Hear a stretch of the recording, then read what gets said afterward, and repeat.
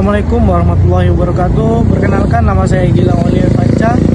Adapun di sini saya membuat video untuk memenuhi syarat tugas dari mata kuliah integrasi padi. Di sini saya sudah berada di lahan padi, yaitu di Desa Sumber Makmur, Kecamatan Tenggulun, Kabupaten Aceh Tamiang. Untuk selanjutnya kita akan mewawancarai petani yang ada atau yang punya lahan padi ini. Mari kita wawancarai. Assalamualaikum Pak. Waalaikumsalam. Boleh saya tahu Pak, nama Bapak siapa? Nama saya Suprapto. Bapak Suprapto ya. Suprapto. Jadi usia Bapak berapa Pak? 48 tahun. 48 tahun. Udah berapa lama sih Pak Bapak dalam bertani padi ini? Udah 25 tahun udah ada satu 25 tahun Pak. Jadi gini Pak, sistem integrasi apa yang Bapak terapkan di padi ini Pak? Untuk pengolahan lahan gitu. Iya Pak. Termasuk pengolahan lahan gitu ya kan. Saya menggunakan sapi lah untuk membajaknya kan gitu. Untuk membajaknya saya menggunakan sapi. Jadi perlakuan apa sih yang Bapak lakukan untuk ke padi ini dari sapinya tersebut? Perlakuannya saya sebenarnya, kalau saya dari untuk perlakuan tadi kan, kenapa saya menggunakan sapi itu termasuk salah satu menguntungkan saya juga. Satu, mengurangi pupuk kimia karena itu sudah mengandung macam pupuk kandang lah, pupuk kompos seperti itu. Dan jeraminya tadi bisa sebagai untuk bahan olahan pakan untuk sapi tersebut gitu. Jadi termasuk sangat lumayan menguntungkan juga lah bagi saya gitu. Kalau soal kompos tadi Pak, bagaimana Bapak menerapkan ke padinya Pak? Ya karena kan saya taburkan saja gitu. Bapak taburkan aja. Iya. Seperti yang sudah kita ketahui dari wawancara tadi, bahwasanya petani ini menerapkan integrasi padi dengan sapi. Apa sih integrasi padi dengan sapi itu?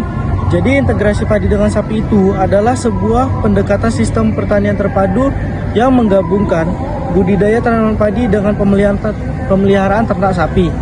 Sistem ini dirancang untuk menciptakan siklus manfaat yang saling menguntungkan antara keduanya.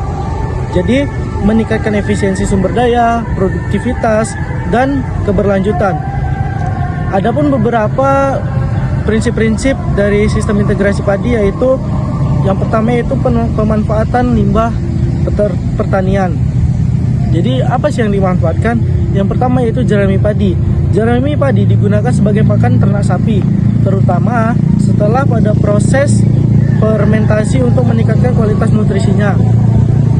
Sekam padi juga dapat dimanfaatkan sebagai campuran pakan atau alas kandang. Selanjutnya yaitu pemanfaatan limbah ternaknya. Apa sih yang dimanfaatkan? Yang dimanfaatkan oleh limbah ternaknya yaitu terutama pada kotoran sapi. Jadi setiap harinya para petani itu akan mengambil kotoran sapinya atau beberapa kali sehari untuk menjadikan pupuk kompos atau pupuk organik. Yang selanjutnya yaitu siklus nutrisi.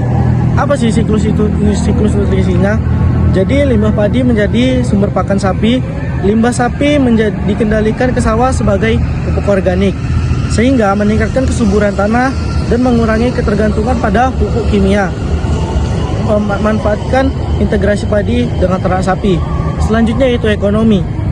Ekonomi mengurangi biaya produksi karena ketersediaan pakan sapi dari jerami dan pupuk organik dari kotoran sapi. Dan tidak hanya keuntungan-keuntungan saja yang ada pada integrasi padi dengan sapi ini. Jadi ada pun beberapa kekurangan dari sistem integrasi padi dengan sapi ini, yaitu contohnya seperti pada saat jerami dimanfaatkan sebagai pakan sapi, kadang bisa terjadi seperti jerami itu masih mengandung pestisida kimia, sehingga saat diberikan kepada pakan sapi, sapi akan menjadi sakit ataupun lemas. Dan untuk kekurangan atau kerugian di padinya, ketika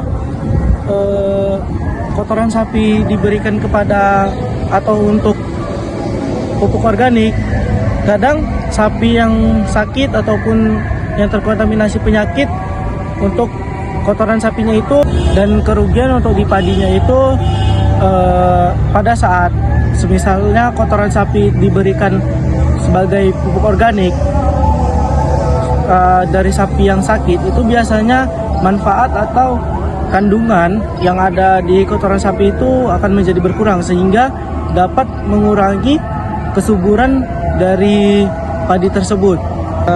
Setelah saya wawancarai dari petani yang memiliki atau menerapkan sistem integrasi padi dengan sapi ini, untuk hasil dari kotoran sapi itu untuk perharinya dia menghasilkan dari 30 kilo sampai dengan 40 kilo. Itu untuk jumlah ekor, untuk jumlah 4 ekor sapi.